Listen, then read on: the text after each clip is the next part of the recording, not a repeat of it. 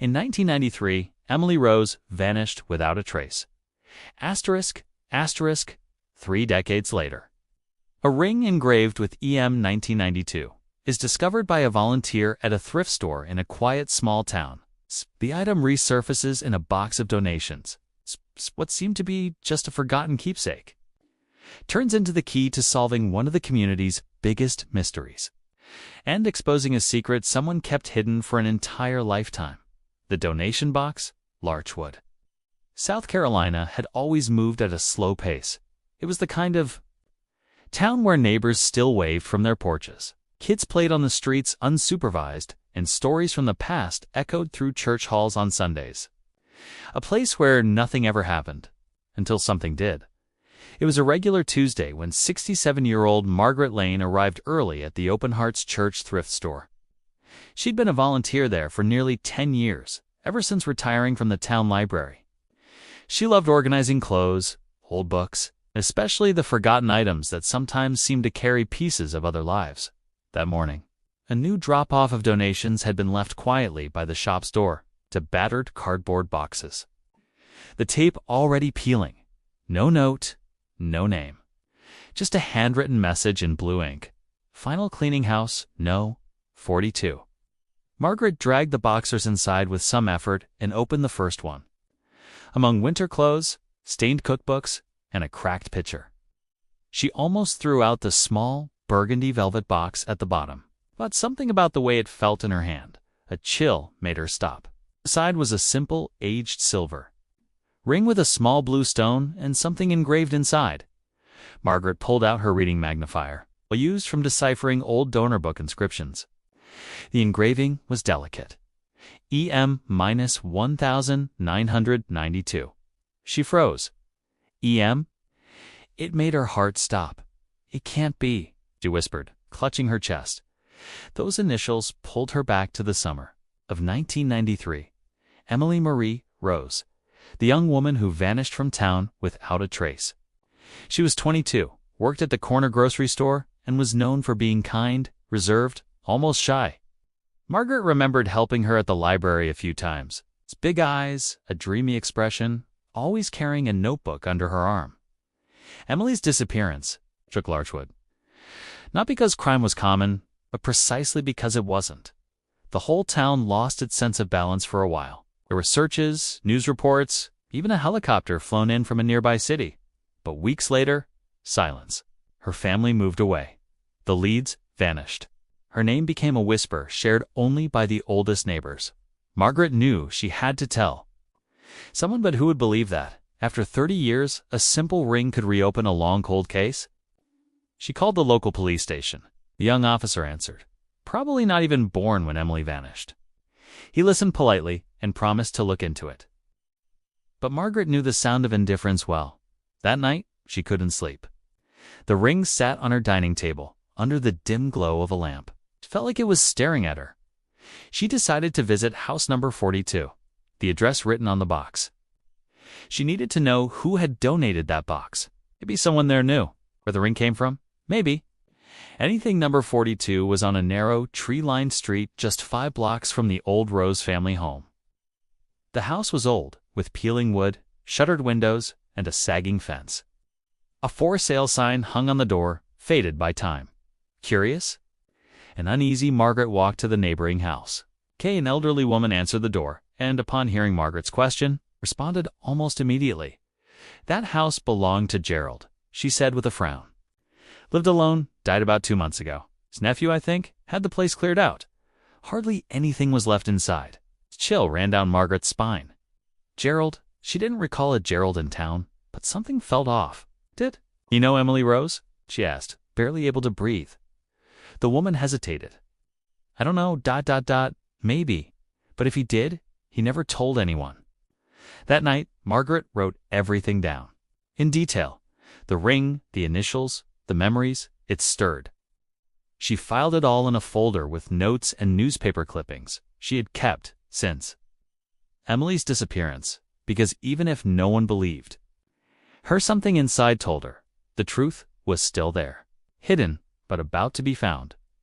Asterisk, asterisk, asterisk, the girl who vanished.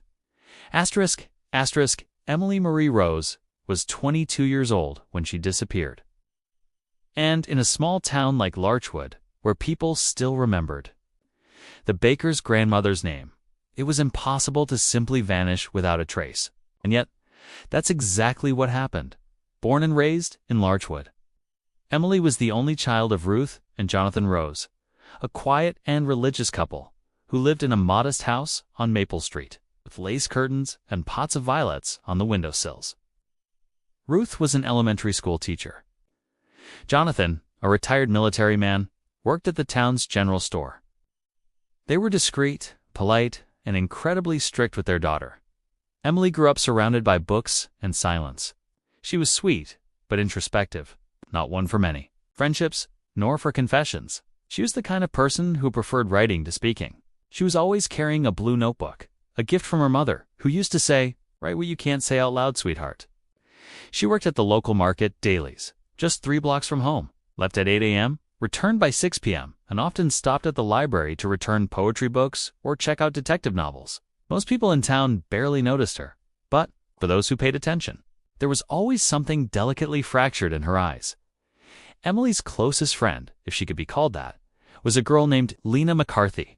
They'd gone to high school together and kept in touch after graduation. Lena, more outspoken and outgoing, once said Emily lived inside her own head. But even she didn't know much about Emily's feelings or secrets. It was like trying to hold water in your hands, she said years later during a local documentary about Emily's disappearance. The night she vanished, Emily had worked the evening shift. She clocked out at 9:15 p.m., according to the store manager. She wore a blue coat, jeans, and carried a black backpack with band buttons. The last person to see her was a gas station attendant named Doug, who said she passed by the station walking toward Oak Street, a poorly lit, mostly deserted street at night. After that, nothing the next day. Ruth called the store after realizing her daughter hadn't returned home.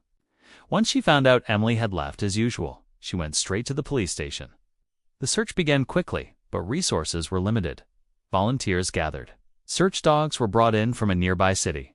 A helicopter combed the surrounding rural areas, but there were no clues, no signs of a struggle, no witnesses, no trace. Her backpack was never found. Her phone, a simple model for the time, disappeared as well. No movement in her bank account, no letters, goodbyes. Town went into shock. For weeks, flyers with Emily's face were taped to utility poles, store windows, and bus stops.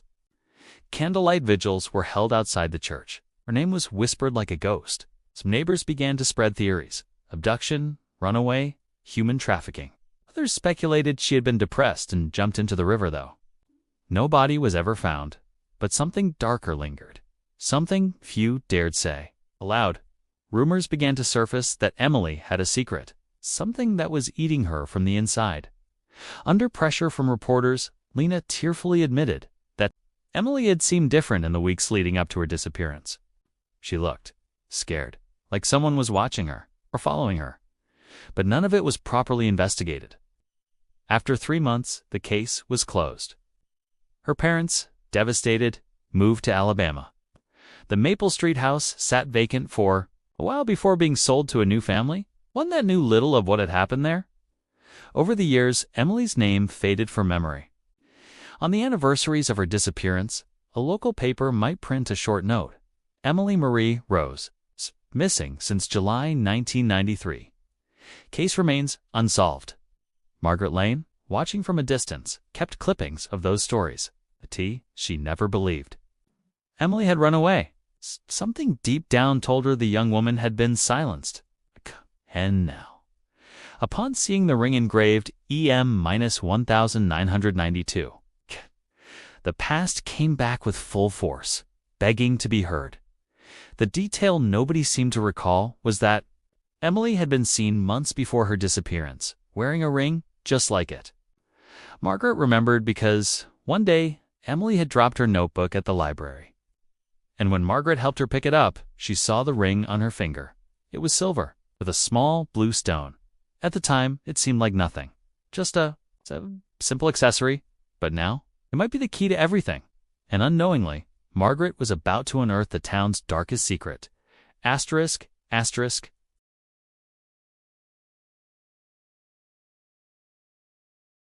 Man, at house number 42. Asterisk, asterisk, house number 42 on Willow Street. It's known among the town's older residents as the strange man's house. It always seemed slightly out of sync with the rest of the neighborhood. Oh, the windows were nearly always shut, the lights rarely on. The once flourishing garden had long been overtaken by tall grass and weeds. The rusted, crooked front gate creaked even when the wind wasn't blowing.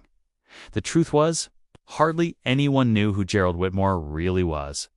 He moved to Larchwood at the end of 1992, less than a year before Emily's disappearance. He rented the house through a third party, paid in cash, and was rarely seen. Neighbors said he would go out late at night, sometimes carrying a backpack, other times just wandering the neighborhood like someone who didn't want to be noticed. Gerald was white, thin, with thinning gray hair. He always wore dark, nondescript clothes and avoided all interaction. He never attended church, neighborhood cookouts, or even the homeowners' meetings, something almost unheard of in a town like Larchwood, where even the most private residents eventually get roped into local life. He was the kind of man that, if he died, no one would notice for days, said the neighbor from House 44. She was right. That's exactly what happened. Gerald died alone in January 2024 from a heart attack. His body wasn't found for over a week until the smell began bothering the neighbors and someone called the police, with no children or spouse, the only local relative identified was a distant nephew, who arranged the cleanup and donated everything to the church's thrift store. Just get rid of it all, were his exact words as he handed the keys over to the real estate agent. Among the old furniture, stacks of newspapers, and outdated appliances were the 2 cardboard boxes. One of them, the ring with the initials EM-1992. The same engraving Margaret had instantly recognized. Days after her visit to the house, Margaret knew she needed help. She reached out to the local newspaper and spoke with a journalist named Andrew Monroe, a young reporter trying to make a name for himself, covering cold cases. Andrew was intrigued, and within hours, he dove into archives, rental records, and old documents. It didn't take long to uncover that Gerald had lived in 3 other towns before Larchwood. In each of them, he stayed only briefly. In 2, there were reports of harassment involving young women. In 1, a complaint of trespassing, but never enough evidence to charge him. It was as if Gerald always managed to stay 2 steps ahead of the law, never sticking around long enough to raise real suspicion, but always orbiting the lives of quiet, solitary young women. Inside house number 42, the cleanup crew hadn't gone through much of the back rooms, especially the basement, which had been locked with a chain. With the nephew's permission, Andrew and Margaret returned to the property. They used bolt cutters to break the chain and, flashlights in hand, descended the creaking wooden steps. The air was thick. It's mold, dust, and something else down there. They found an old armchair, a shelf lined with psychology and religious books, a small table with a VHS tape on top, and a locked cabinet. Inside it were boxes of notebooks, dozens of them, each labeled with women's names. The writing was obsessive. It's journal-like logs, descriptions, routines, timestamps. It was as if Gerald had documented not just his life, but the lives of the women he watched. One notebook stood out. May to July 1993. Margaret nearly lost her breath. The entries were methodical. It's cold. Followed her down Oak Street. 9:16 p.m. Hair tied up. Eyes down. Spoke with Lena today. Laughed. Her laugh is annoying. Need to act before summer ends. The last pages were torn out. But tucked into the bottom of the box was a clipping from the local newspaper, dated August 1993. The headline read, Emily Marie Rose. 1 month missing, no answers. The edges of the article were folded. Ed in red ink, scrawled across the top. Now she's mine alone. Andrew, stunned, took pictures of everything. That was no longer. Any doubt?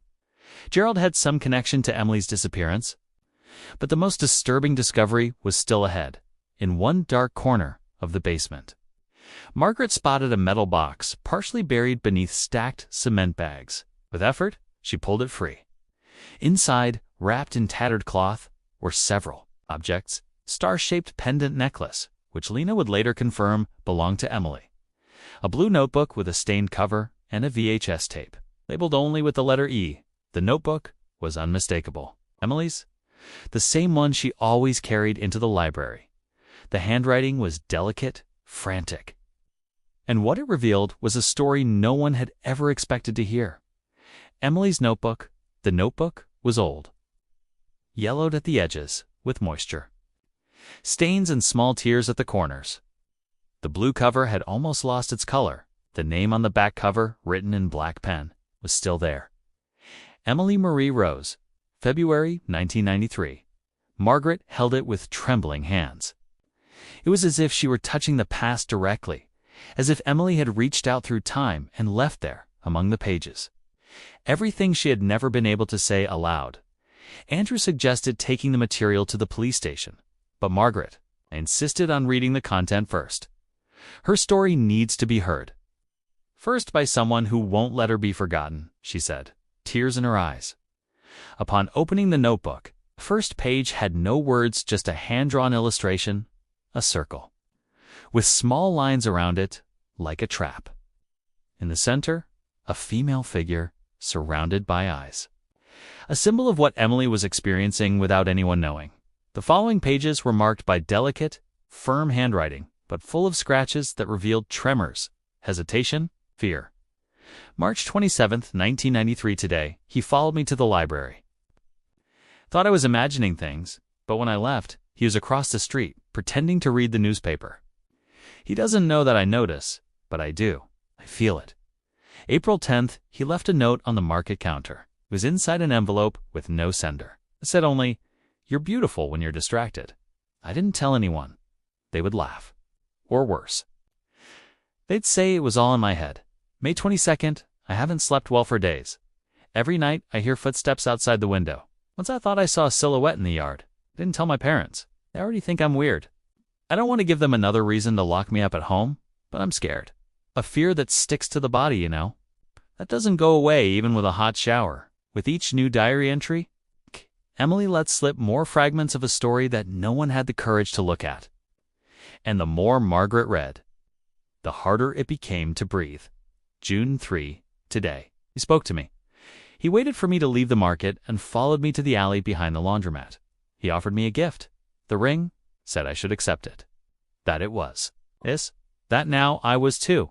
I didn't accept it, but he forced it onto my hand. It's here, on my finger, as I write. I tried to take it off. Can't. It's as if it's glued. I feel that something is going to happen. June 25th, I tried to run away. Tried to go to Lena's house, but he followed me. He was on the corner, staring at me. I froze. Went back home as if nothing had happened. No one knows JSTO, +2 hugging. Face +2 research gate, +2 no one sees. July 4th, it's my birthday.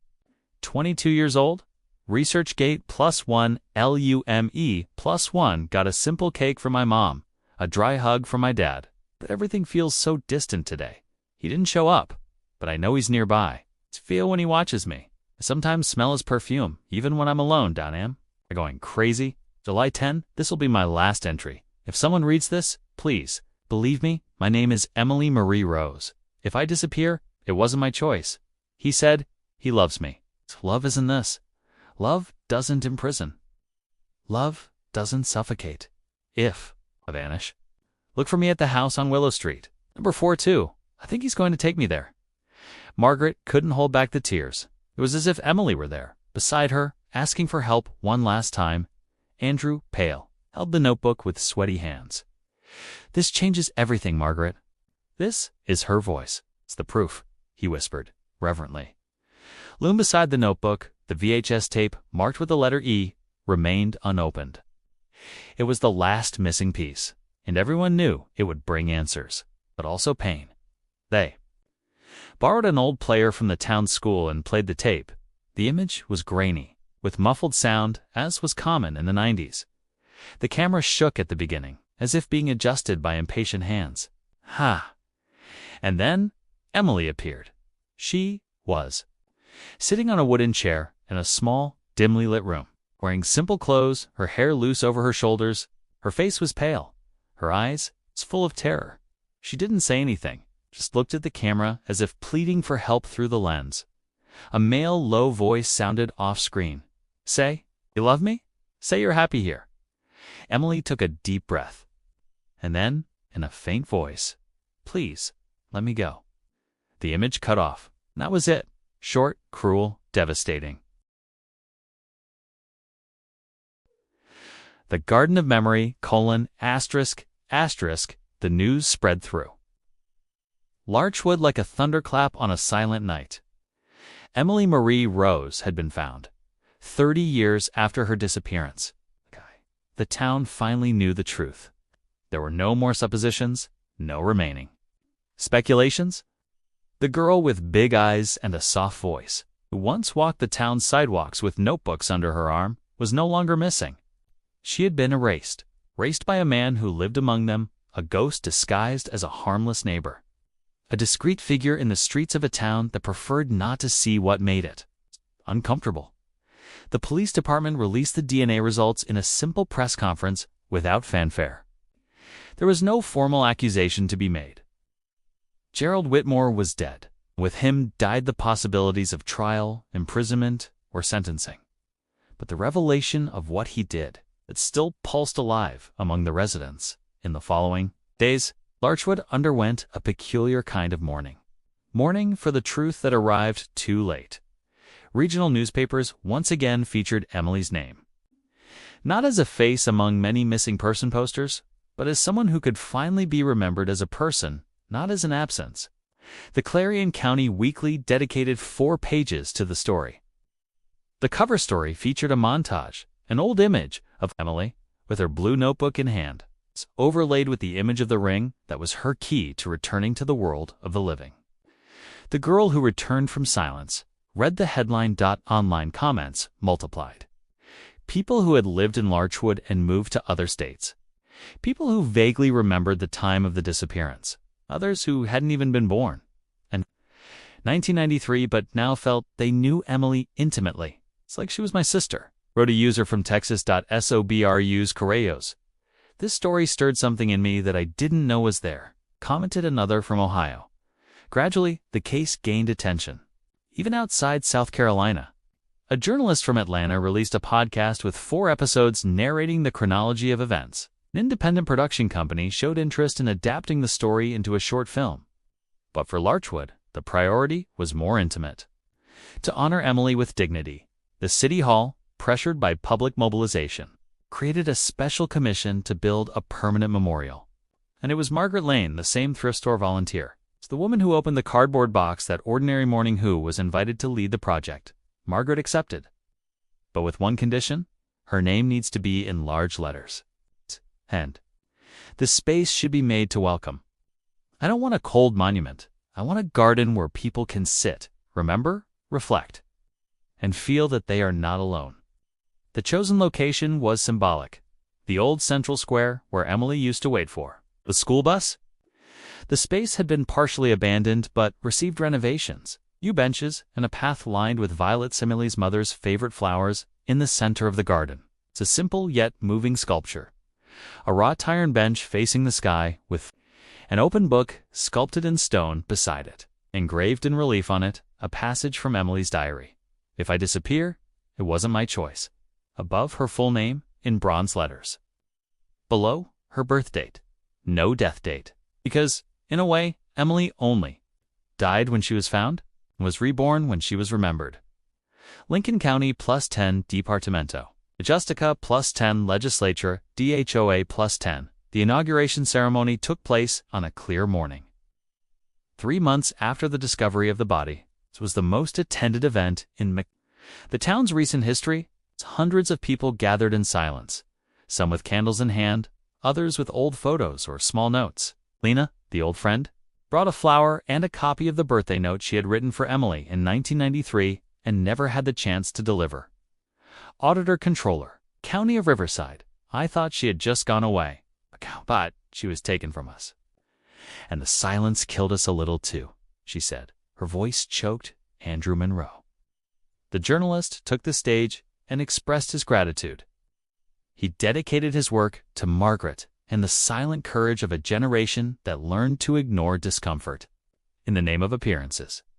What Gerald did wasn't just taking a life, it was burying a truth. And when we bury truths, we bury what we are as a society.